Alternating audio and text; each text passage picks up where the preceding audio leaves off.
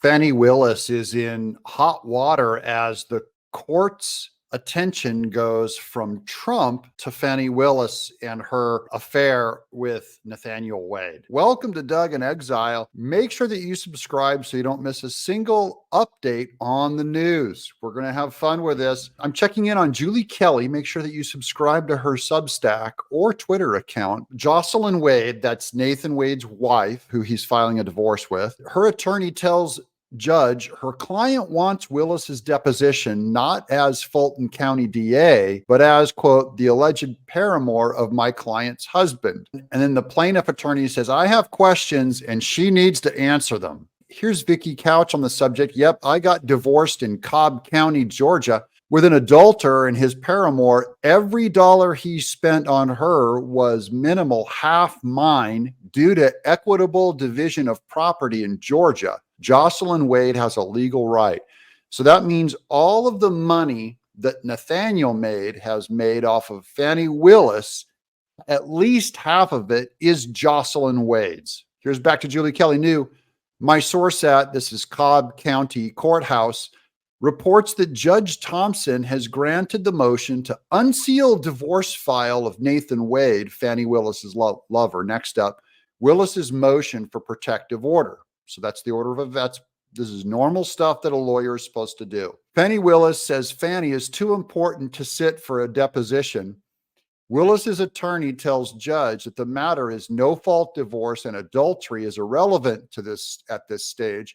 Claims Fani does not share accounts with Nathan Wade, doesn't control what he spends money on. Lol, other than their trips together. 2 tickets to the Caribbean, but 1 hotel room. Well, before we get to this legal document of the court proceedings, I just want to say, if Fani Willis says she's too important to be deposed, why is she deposing Donald Trump?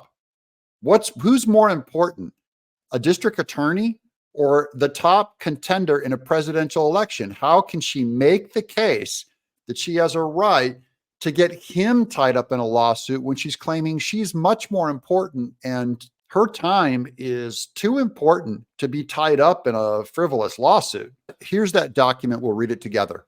A protective order should issue and the subpoena for the deposition of District Attorney Fani Willis should be quashed pursuant to OCGA blah, blah, as the deposition is not reasonably calculated to lead to the discovery of relevant or admissible evidence. That's a nice try, Fani. Section 26 of Chapter 11 of the Georgia Civil Practices Act, which is titled Protective Orders for Certain High-Ranking Members of the Governmental Body or Public or Private Entity, provides that good cause for a protective order to prohibit the deposition of an officer may be shown by proof that such a person is an officer and lacks unique personal knowledge of any matter that is relevant to the subject matter involved in the pending action. So that's Fani Willis claiming she's too important and it's not relevant, which the judge is going to have to look before they can know if it's relevant.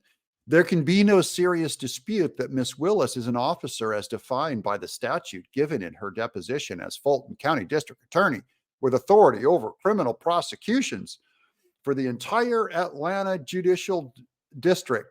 She is a high-ranking officer of a governmental entity and has extensive scheduling demands and responsibilities.